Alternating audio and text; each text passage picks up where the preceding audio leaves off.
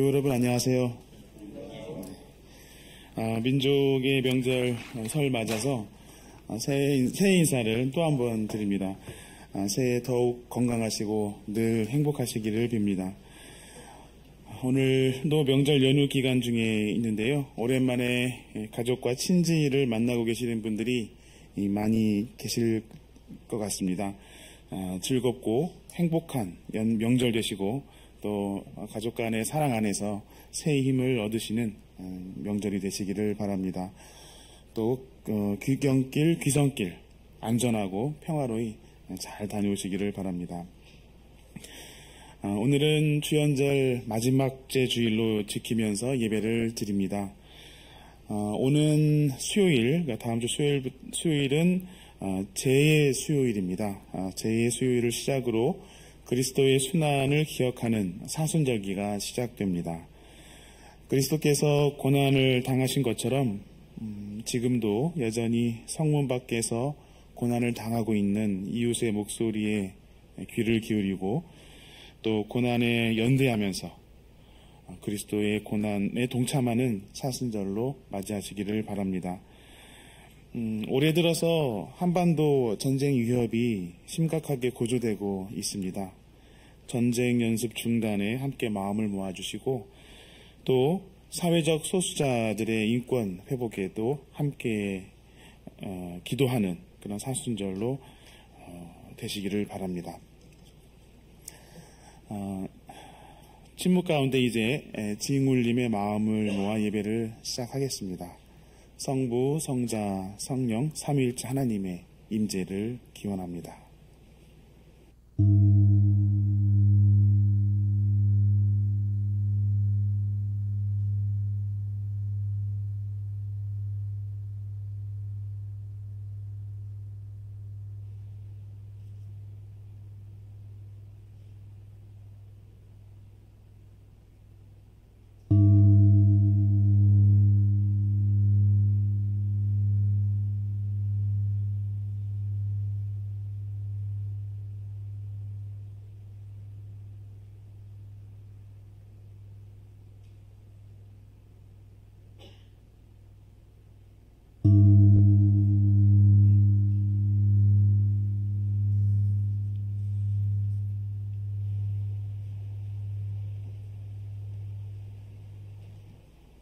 전능하신 분 주 하나님께서 말씀하셔 해가 돋는 데서부터 해 지는 데까지 온 세상을 불러 모으신다. 티없이 아름다운 시온으로부터 하나님께서 눈부시게 나타나신다. 우리 하나님은 오실 때 조용조용 오시지 않고 삼키는 불길을 앞세우시고 사방에서 무서운 돌풍을 일으키시면서 오신다. 당신의 백성을 판단하시려고 위의 하늘과 아래의 땅을 증인으로 부르신다. 나를 믿는 성도들을 나에게 불러 모아라. 희생제물로 나와 언약을 세운 사람들을 나에게로 불러 모아라. 하나님이 주님의 공의를 선포하심은 하나님 그분만이 재판장이시기 때문이다. 아멘.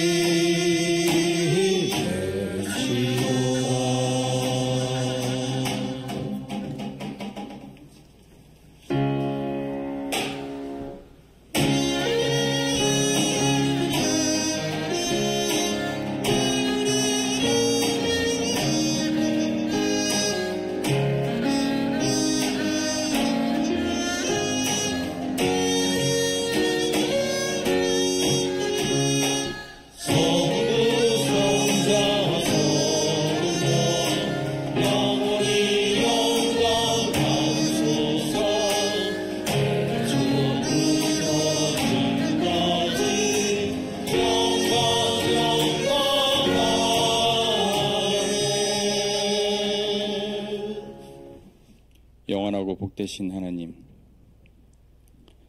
아침 저녁 찬바람이 아직 기승이지만 포근하고 은은한 아침 노을 길게 퍼지고 남녘에서는 어느새 매화가 만개하여 봄이 머지않았음을 알려주는 계절, 주의 나타나심을 기억하는 주연절 6째 주일, 영혼의 어둠 밤 속에서 외롭고 고달프게 제 몫의 인생을 살기 위해 애쓰며 해처럼 밝게 빛나는 주님의 얼굴을 소망하는 우리 향린 교우들, 주님의 제단 앞으로 나와 마음과 뜻과 정성을 모아 예배드리오니 기뻐 받아 주옵소서. 어제 음력설을 맞아 오랜만에 부모님 등을 쓰다듬으면서 곤고한 육신과 지친 영혼, 그리고 주님 나라에 대한 소망을 떠올렸습니다. 그러다가 갈라디아서 4장 6절을 펼칩니다. 여러분은 자녀이므로 하나님께서 그 아들의 영을 우리 마음에 보내주셔서 우리가 하나님을 아빠, 아버지라고 부를 수 있게 하셨습니다. 율법 아래 놓여 있어 옳고 그름의 행함으로 정죄함을 받아 그 종으로 살아가는 마음에 주님은 아들의 영을 보내주셔서 죄와 사망에서 속량하여 하느님을 아버지라고 부를 수 있게 해주셨음을 다시 새깁니다.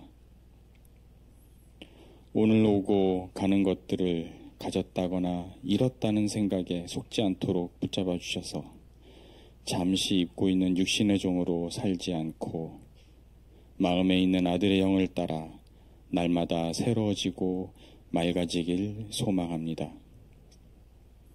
갑진년 새해가 떠올라 떡국 한 그릇 더 먹었다고 새해가 아니라 마음이 새로워져서 새해임을 깨닫습니다. 악한 일은 피하고 선한 일만 하여라. 평화를 찾기까지 있는 힘을 다하여라 라고 말씀하신 주님.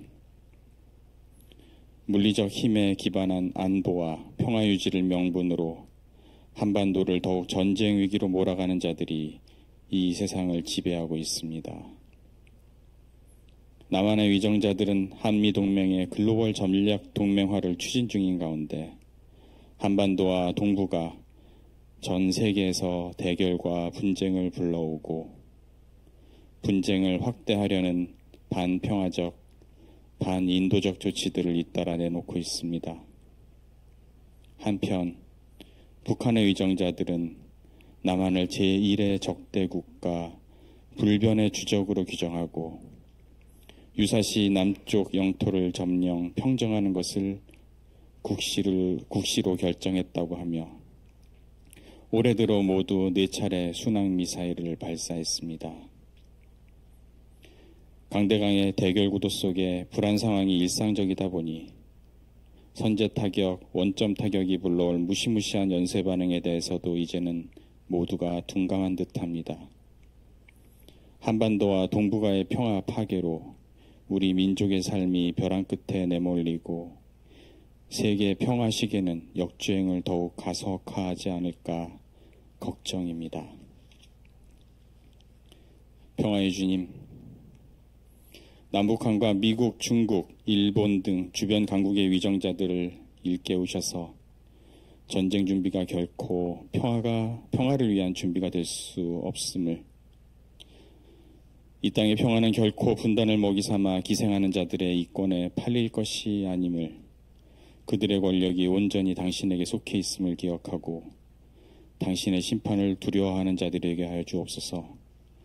그들이 민중 위에 군림하지 않으며 민중들을 존중하고 섬기는 위치에 있음을 깨달아 정의롭고 평화로우며 공평한 사회로 이끌어 나가는 주님의 일꾼으로 삼아 주옵소서. 남한의 민중들에게도 북한이 미래로 가는 다리를 끊었다는 핑계로 덩달아 동조하는 마음보다는 변화무쌍한 국제정세의 현실을 냉정한 이성으로 분별하는 가운데 조국 통일의 미래를 향하여 인내심을 갖고 준비하는 마음 다짐을 허락하여 주옵소서. 주님, 향린에 속한 모든 기관과 조직들, 교회 학교와 각종 모임들을 기억하소서. 특히 이제 막 활동을 시작하는 담임 목사 청빙위원 한 사람 한 사람을 붙드사 향린의 미래 선교 비전을 향한 노력과 의지를 실행하며 진심으로 자기 양을 사랑하는 목자의 마음을 품은 분을 모실 방도를 찾도록 이끌어 주소서.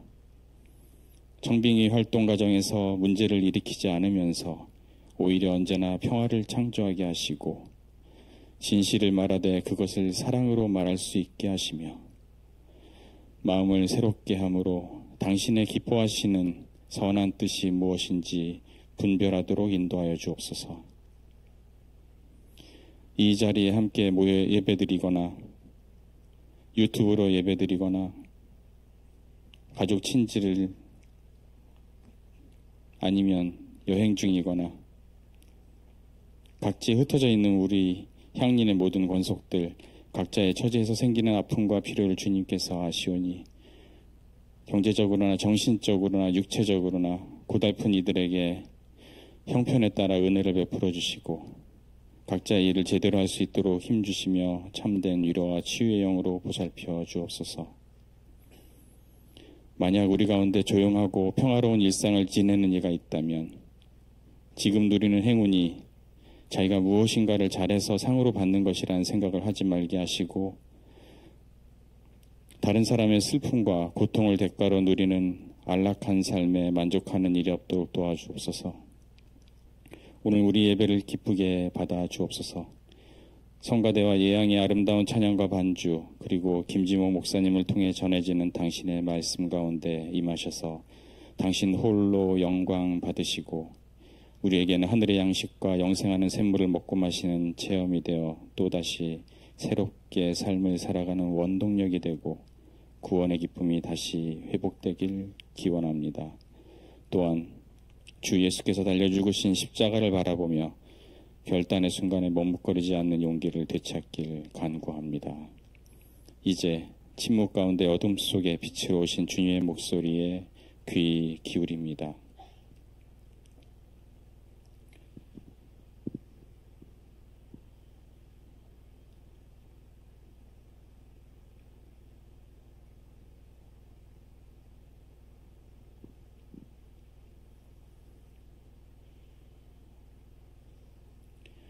이 모든 말씀 어두운 하늘 변함없이 자리를 지키는 북극성처럼 우리의 모범이 되시어 언제나 건투를 빌어주시는 우리 주 예수 그리스도의 사랑에 힘입어 기도드립니다. 아멘.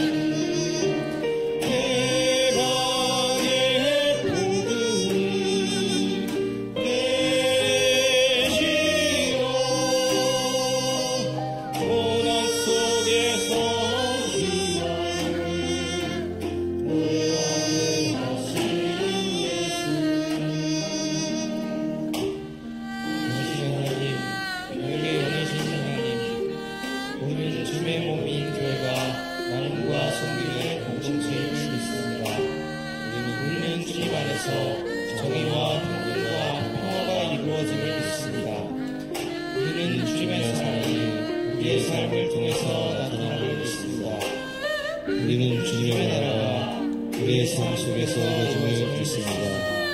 우리는 해방을 위한 주님의 선교 속에서 이루어지는 부활을 믿습니다. 우리는 주님이 보이신 진리 안에서 날마다 새로워짐을 믿습니다.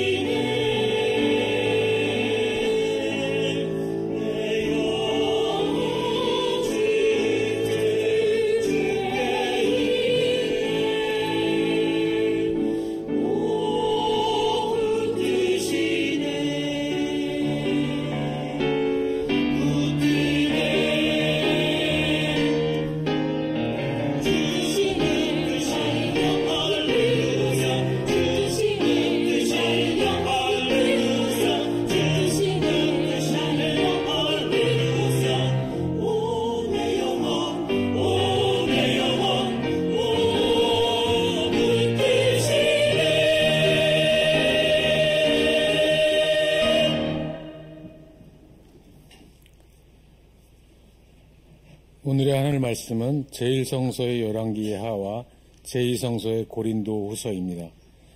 먼저 열왕기 하 2장 1절에서 12절 말씀을 읽겠습니다. 제1성서 511쪽입니다.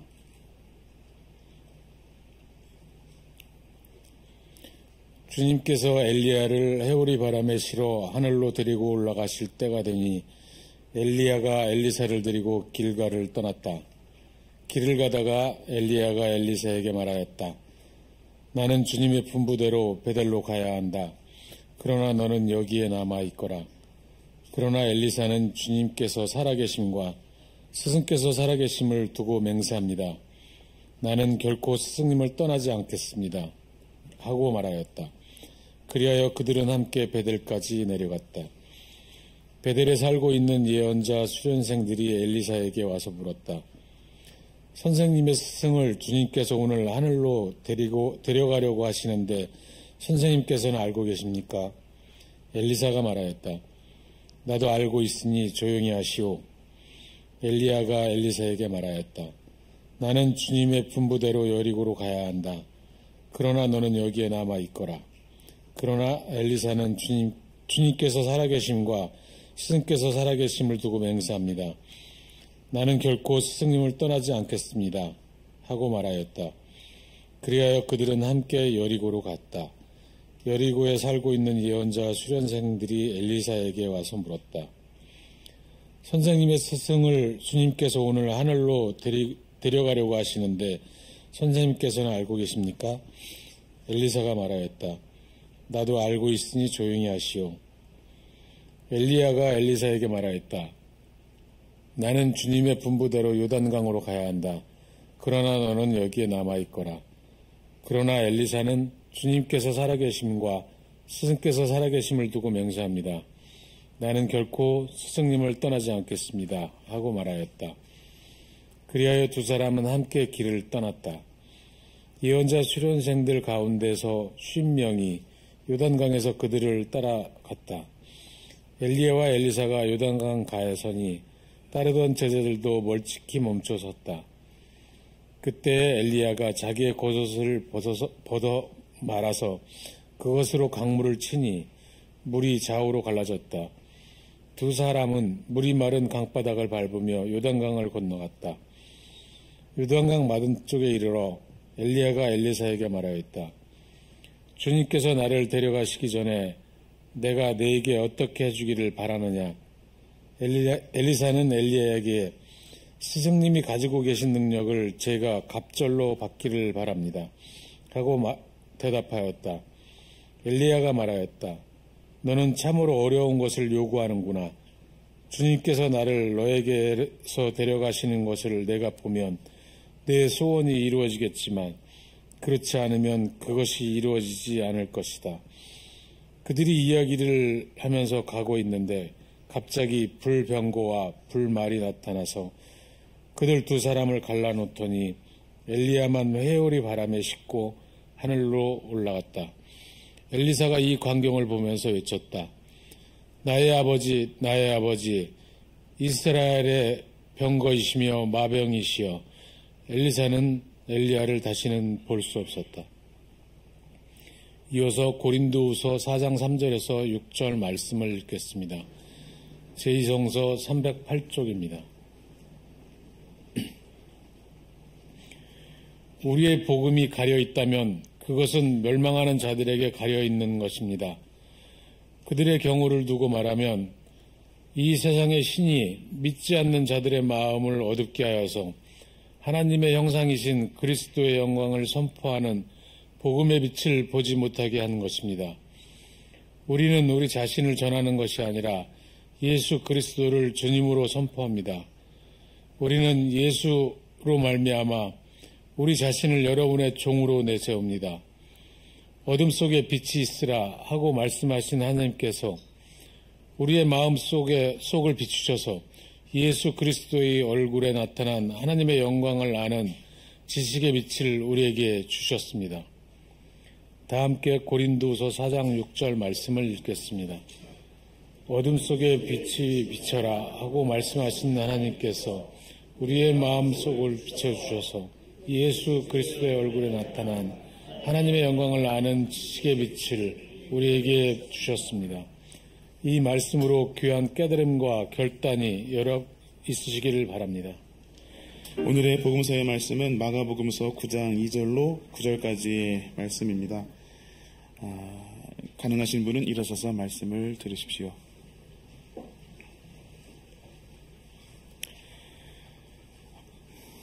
그리고 엿새 뒤에 예수께서 베드로와 야고보와 요한만을 데리고 따로 높은 산으로 가셨다.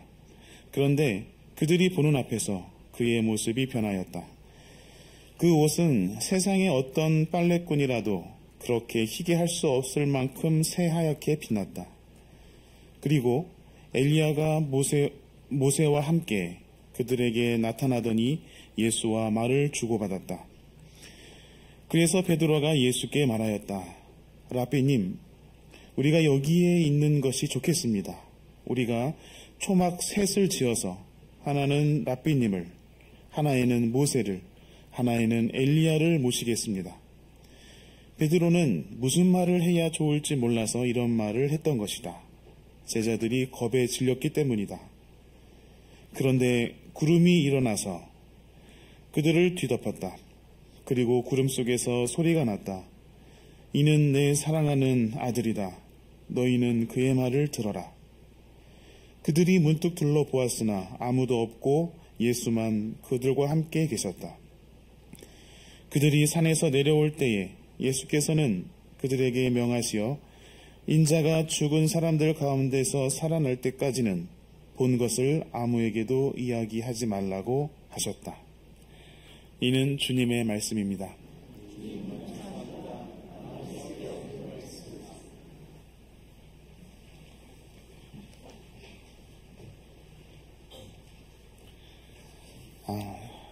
주연절의 마지막 주일인 오늘은 산상 변모주일로 기념합니다.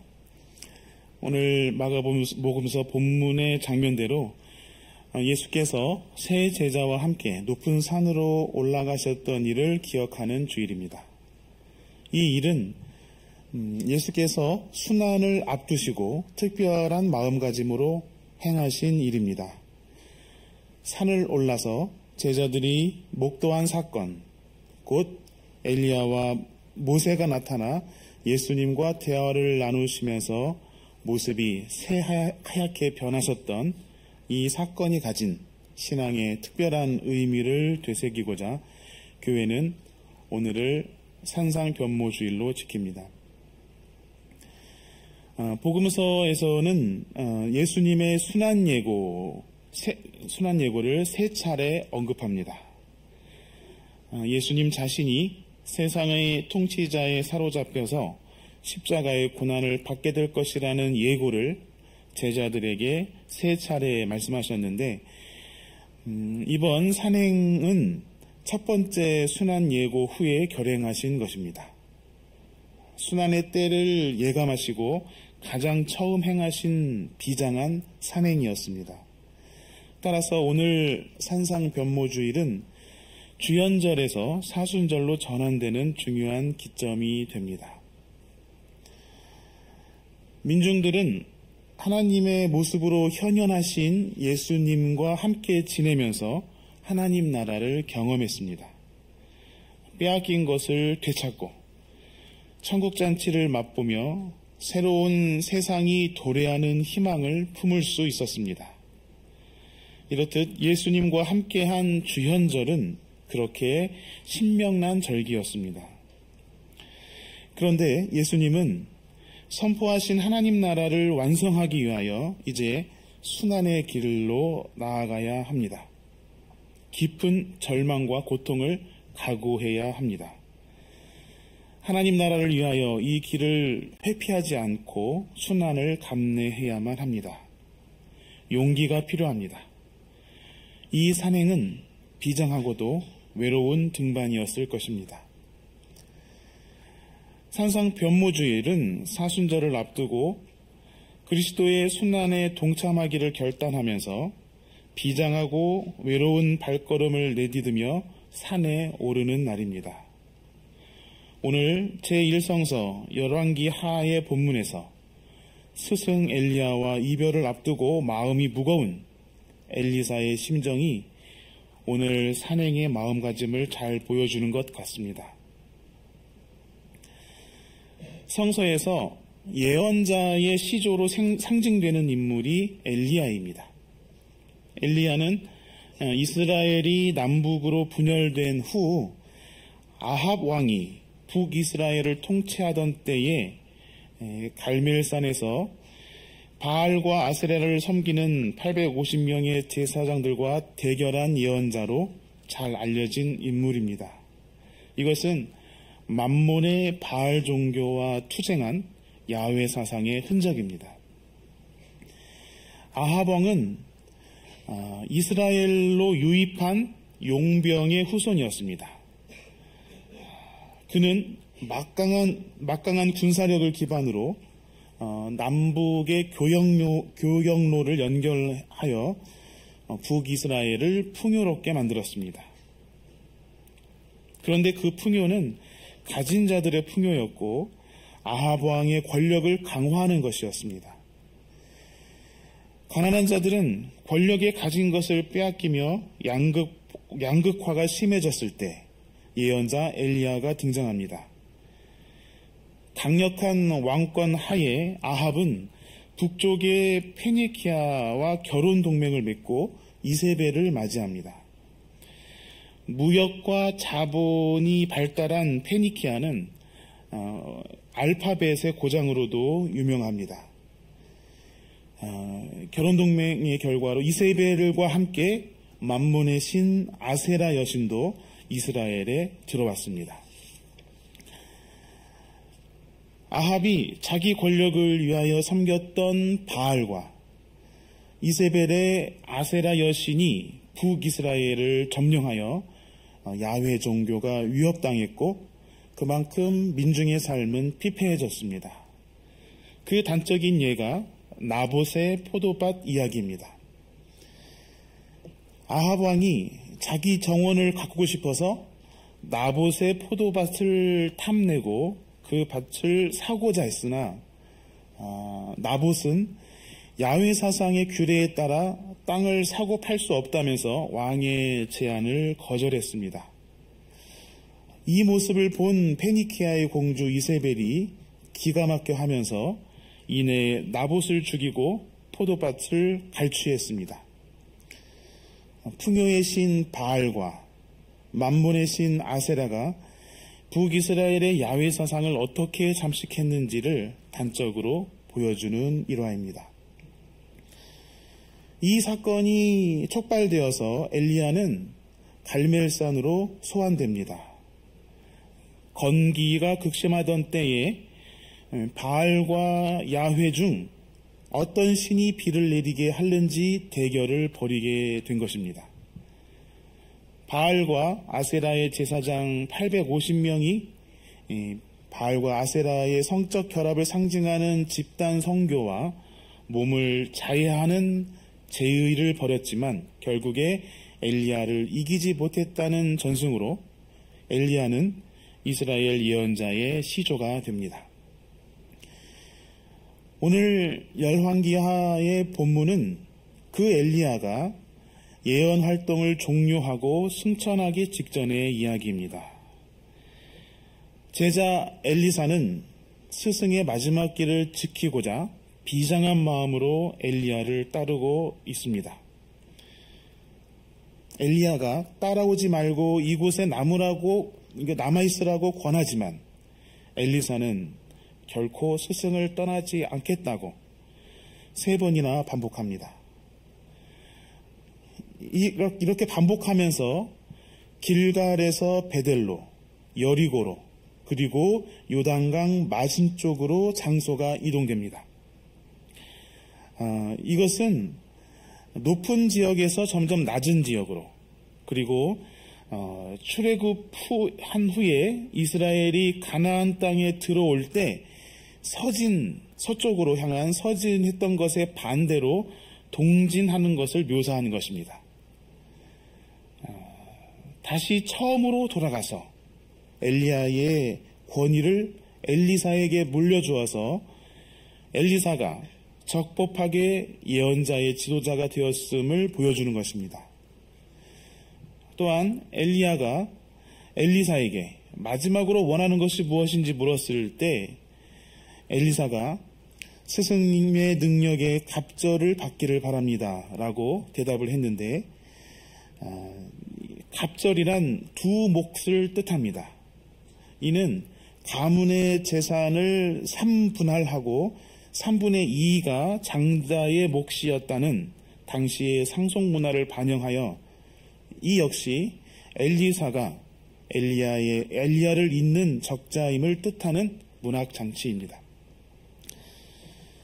마지막에 엘리야가 회오리 바람을 타고 승천할 때 오늘 본문에는 포함되지는 않았습니다만 12절 하반절에 엘리사가 슬퍼하며 옷을 찢었다고 하는데 이렇게 옷을 찢는 행위는 비통함을 뜻하는 풍습입니다.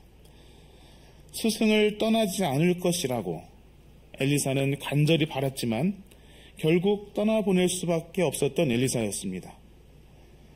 그의 비통함과 슬픔이 오늘 산상변모주의를 지키며 등반하는 우리의 심정이어야 하지 않을까 합니다.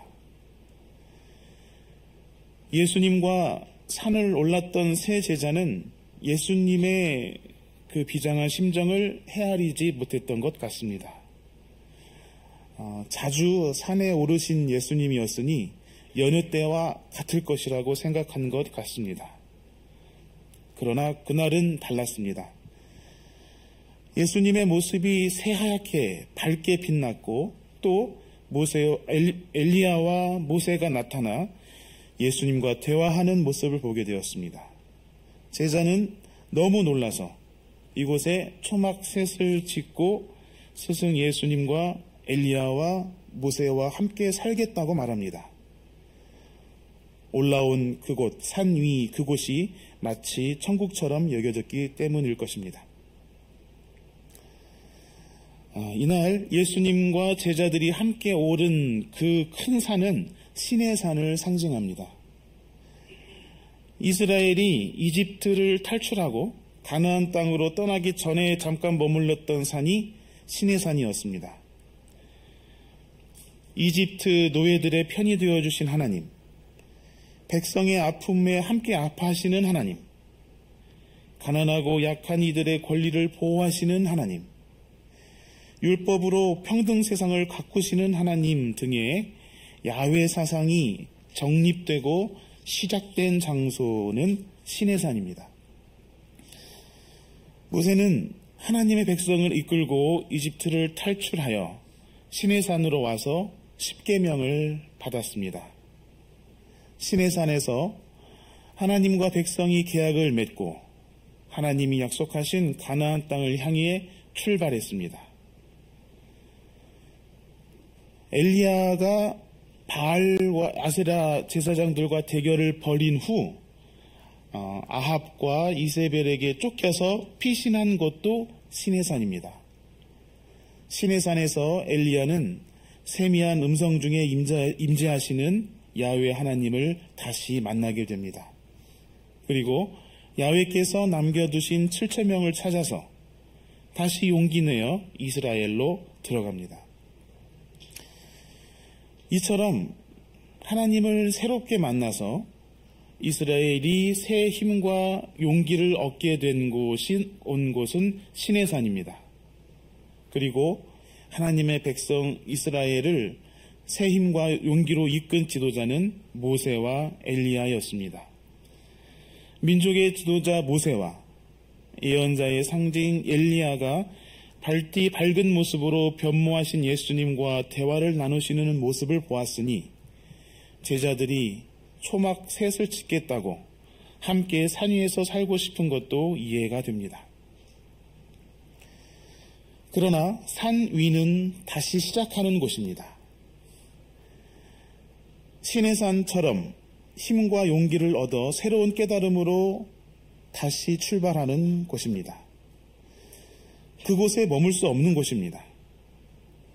모세가 하나님을 만나러 시내산에 올랐을 때 산 아래에서 백성들은 야훼를 잊어버리고 이집트 신상을 만들어 숭배하고 있었습니다.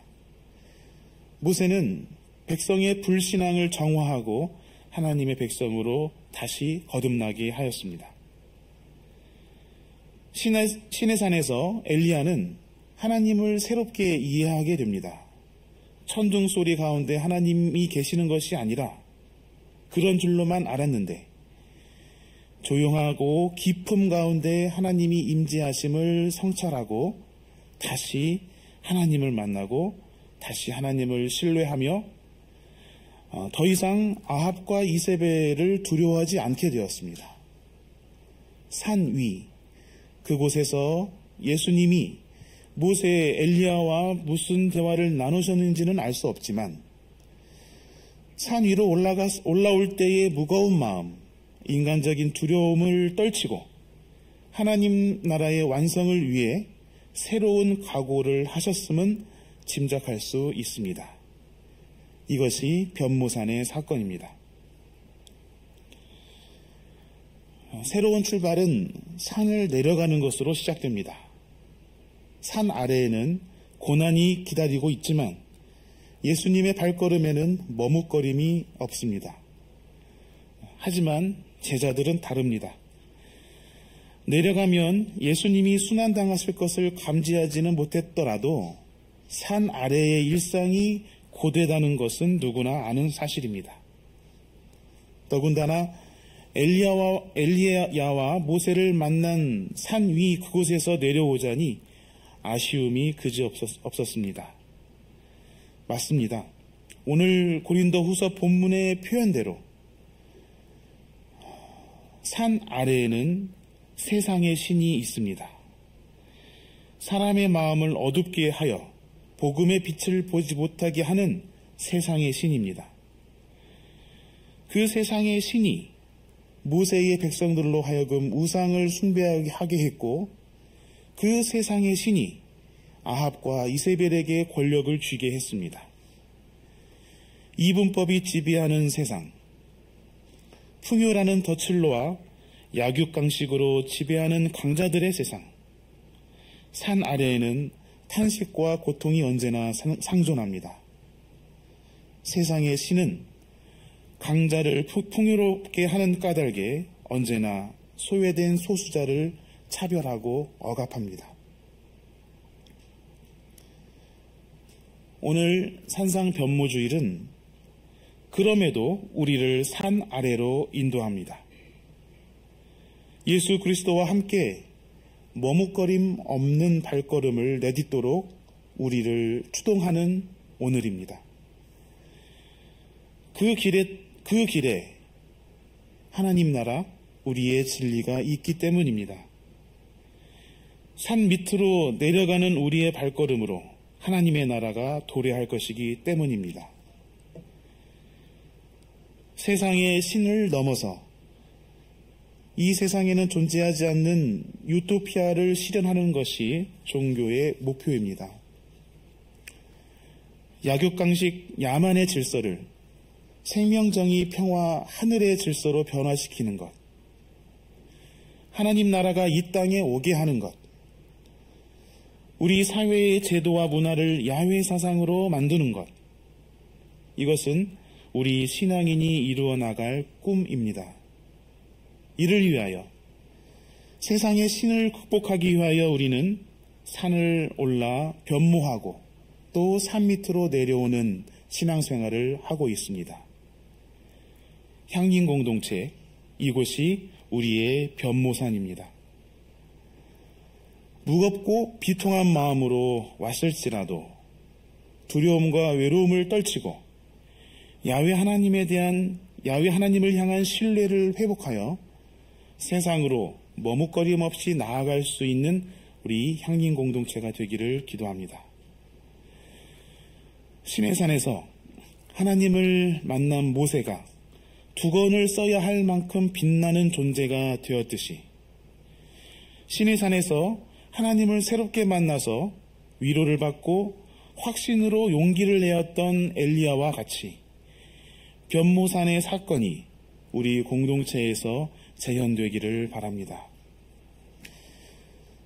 예수 그리스도께서 하나님의 모습으로 이 땅에 현현하셔서 하나님 나라를 이루셨습니다. 그와 같은 그리스도의 현현을 우리의 삶으로, 우리 공동체의 몸으로 체현할 수 있기를 바랍니다. 하나님은 우리 마음속에 빛을 비춰 주셨습니다. 체현의 가능성을 이미 선포해 주셨습니다. 그리스도의 얼굴에 나타난 하나님의 영광을 알 수 있도록 우리에게 이미 지식의 빛을 주셨고, 그러므로 어둠 속에서 빛나라고 말씀하십니다. 우리로 하여금 빛이 되도록 힘쓰고 빛을 잘 만들어서 세상을 비추라고 말씀하신 것이 아닙니다. 이미 하나님의 빛을 받았으니 그대로 세상에서 빛나라고 하셨습니다. 기도와 경건함으로 내 안에 신실하게 비춰지고 있는 하나님의 빛을 찾는 수행과 말씀과 묵상 가운데 내 안에서 하나님의 빛을 가리는 두려움과 불신을 떨쳐내는 일이 이곳 향린 변모산에서 이루어지고 우리 공동체가 함께 산 아래로 발걸음을 내디딜 수 있기를 소망합니다. 잠시 침묵합시다.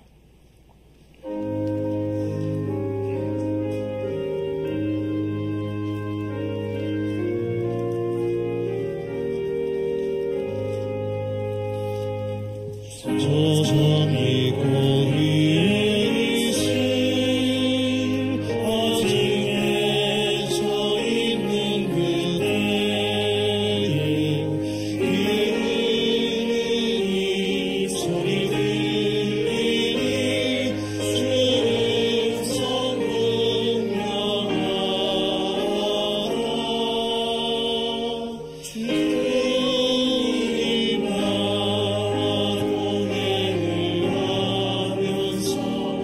나를 친구 삼으셨네 우리 서로 받은 그 기쁨은 알 사람이 없도다 그청한 주의 음성 모든 새도 잠잠케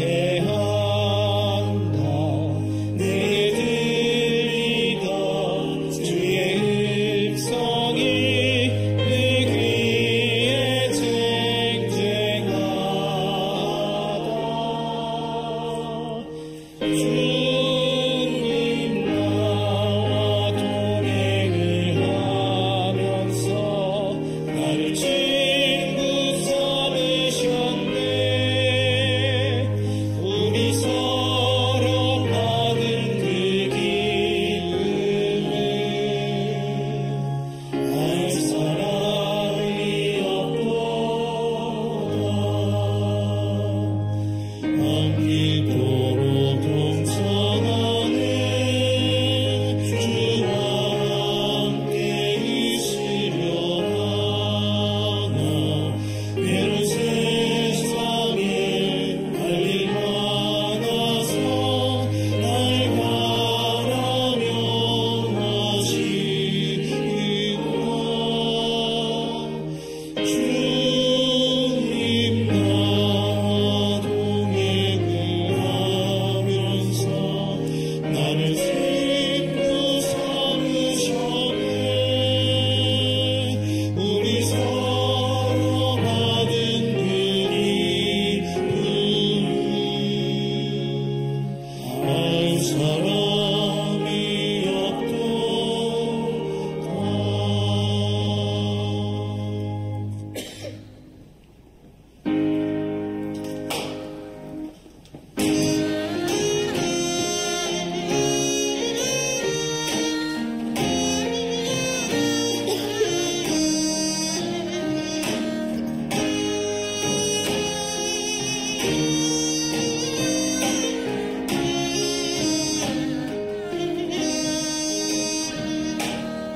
이ped로 같이 주시니 감사합니다 모든 것 하나님 주신 것 기꺼이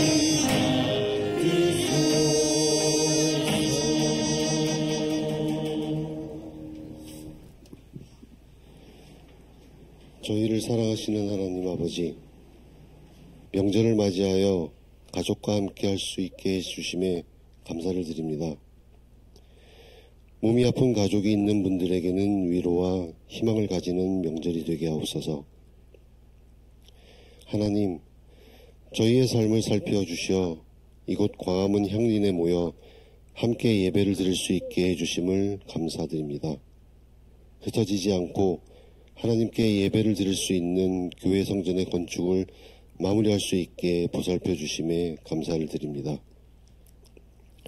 하나님 아버지, 저희는 이제 곧 성전의 건축을 마무리하고 그 다음의 길로 나아가려고 합니다.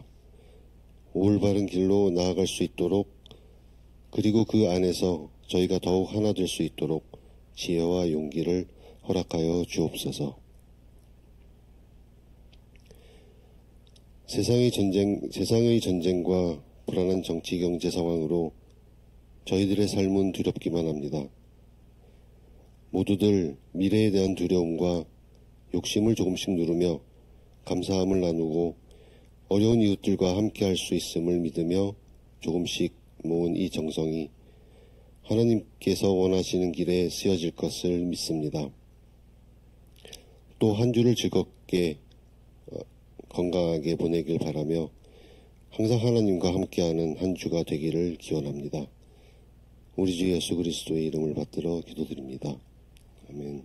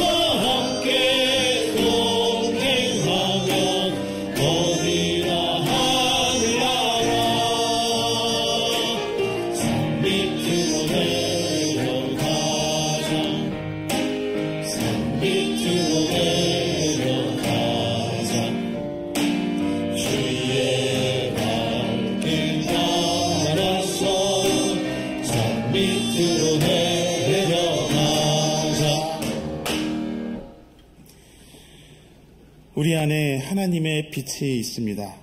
그러므로 평안히 가십시오. 자유인으로 사십시오. 향린 변무산에서 새 힘과 용기를 얻으십시오. 우리는 저마다 작은 빛일지라도 우리가 함께 산 아래로 내려가면 밝은 하나님의 빛입니다. 축복의 기도를 함께 나눕시다. 주 예수 그리스도의 은총과 하나님의 사랑과 성령께서 이루어주시는 친교가 우리 가운데 영원토록 함께 있기를 주님의 이름으로 축원합니다. 아멘.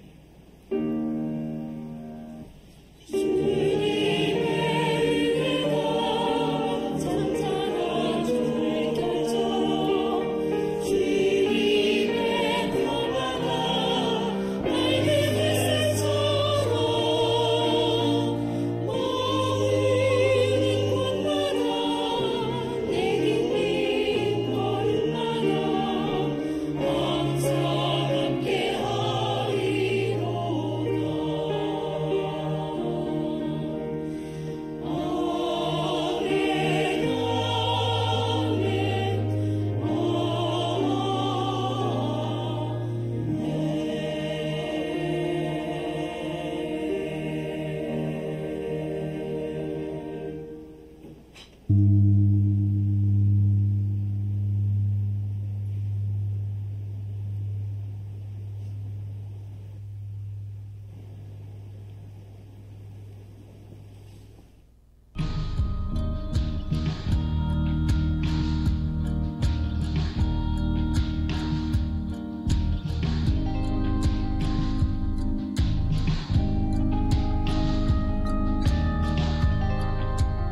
저는 작년 여신대 소속이고 제 이름은 최영선입니다. 그리고 오늘 젊은 교우 친구들을 만나니까 너무 기쁘고 반갑습니다. 향림교회가 명동에 있었기 때문에 단순한 이유이고요. 명동은 저한테는 추억이 아주 많은 곳이에요. 제가 전쟁을 겪은 사람이니까 한패한 그 폐업, 거기서 이제 음악 감상실 많이 다녔고, 거기서 이제 뭐 술도 많이 마시고 명동에서 그래서 이제 향림교회가 딱 명동에 있다 해서 장소 때문에 왔습니다. 2부 예배예요. 2부 예배. 2부 예배는 뭐냐면은 1부 예배가 끝나고 2부에는 이제 우리가 커피숍에 가서 수다 떠는 거예요. 커피 마시고 어쩌고 저쩌고. 근데 그건 제가 잊을 수가 없고 1부 예배는 안 와도 저는 2부 예배는 참석했습니다. 217장 신앙고백 있죠? 구약장성. 그거 아주 좋아하고요. 405장 나 같은 죄인.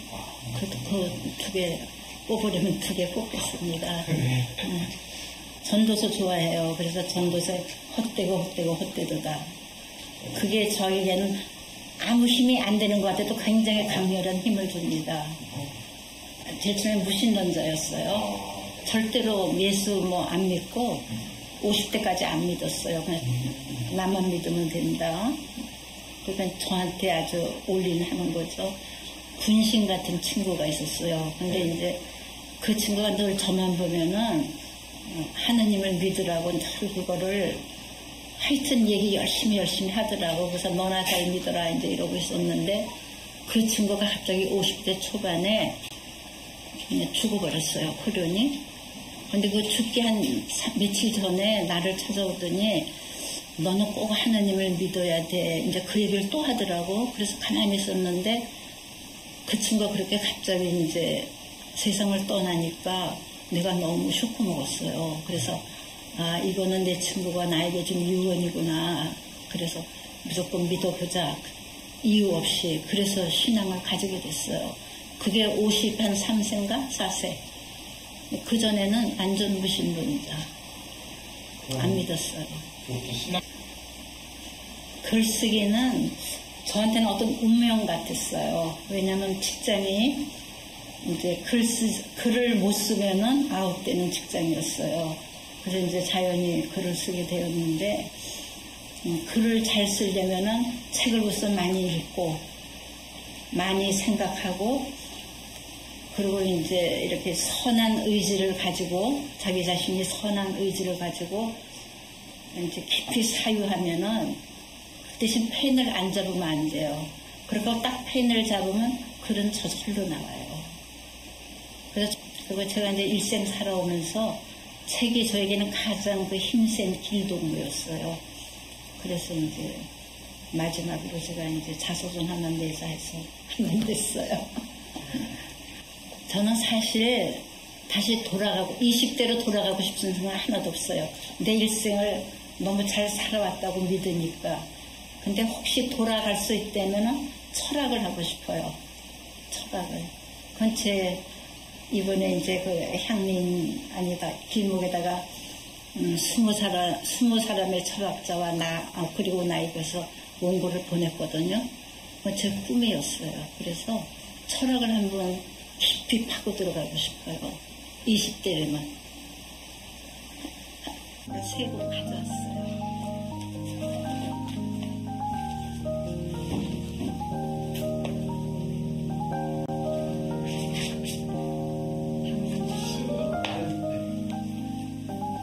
어떤 분이 이 책을 보고 이제 저하고 일생 동안 내가 책도 만들어줘 그분이 여기에 그 머리말 있죠? 머리말 내가 쓰고 있어요. 엉덩이 어쩌고 요거 그거 하나로 됐다 이러더라고요.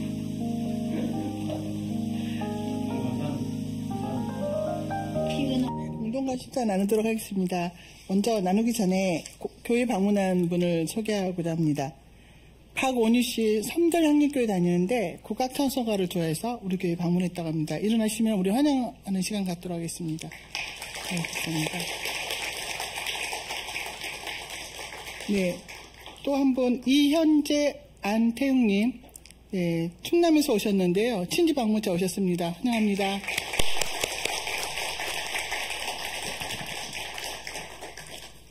네, 이어서 공동화 주차 나누도록 하겠습니다. 교우부 원래 안내되어 있는데 여러 가지 사정상 취소되었습니다. 오늘 정기당에 오후 2시 담임 목사실에서 있을 예정입니다.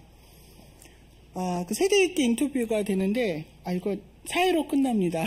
다음 주는 노재일 장로님, 그 다음 강영 장로님 편인데 계속 해도 좋겠다라는 생각이 듭니다.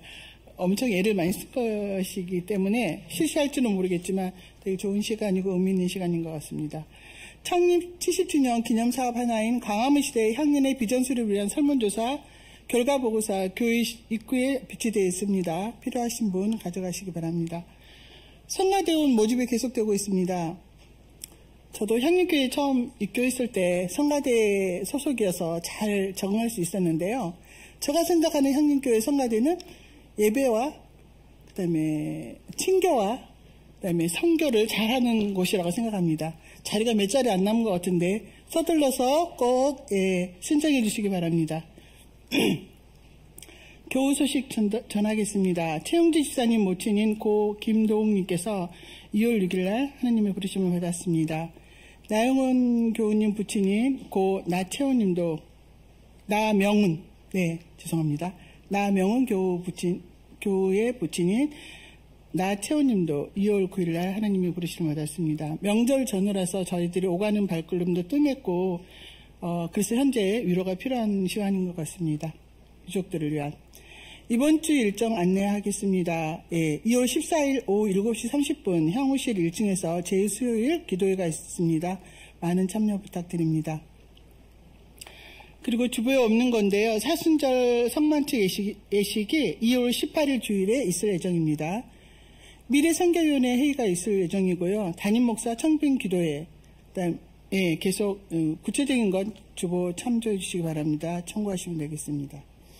향림교회 공동체 생태정의 TF팀에서 주관하는 향림 공동체 새만금 생태정의 기도회가 뒤에 목회마당에 보면 자세히 안내되어 있습니다. 2월 17일 토요일 8시 30분에 교회에서 모여서 출발한다고 합니다.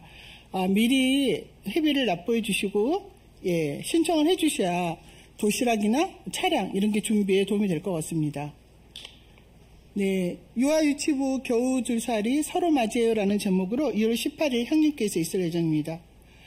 안내 부르셔 봤으면 알겠지만 우리 교회 유아유치부는 선생님당 그 학생당 1대1 매치로 아주 정말 질 좋은 교육을 하는 곳입니다.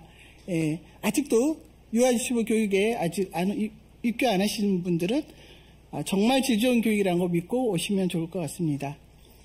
임시공동회가 2월 18일 안건은 교회 건축 결산 보고와 매각대금 잔액 사용의 건입니다. 기도해 주시고 많은 참여 부탁드립니다. 2024년 사순절 특강 아픔이 있는 곳이 세상의 중심이라는 컨셉으로 1강이 시작됩니다. 2월 18일 오후 2시 30분 향후실에서 있을 예정이고요. 강사는 박희규 교수님이십니다. 우리가락 모임, 얼수 모임, 선교부 신학 모임 계속되고 있습니다. 네. 이후 일정을 안내해 드리겠습니다.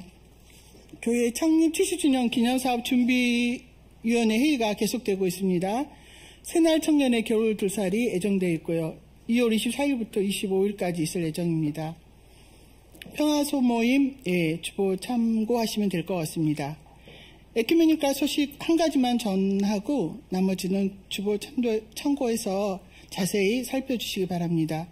성소수자 환대 목회를 위한 오려 기도회 하늘에서와 같이 땅에서도 무죄라는 제목으로 2월 12일 오후 6시 30분 감리회관 앞에서 있을 예정입니다. 여러분 많이 참여해 주십시오. 네, 사회적 협동조합 길목 총회 등도 있습니다. 이상으로 공동 관심사 나눔을 마치고요. 향림교회 생활 실천을 다짐함으로써 예배를 모두 마치도록 하겠습니다. 우리는 하나님께서 주신 모든 생명을 있는 그대로 소중히 여기는 것이 하나님의 뜻이라 믿으며 어린이 청소년들의 심리와 교육 상태를 이해하고 그들의 교육 환경과 사회 환경을 개선하기 위해 노력한다. 이상으로 예배 모두 마치도록 하겠습니다. 한 주간도 평안하십시오.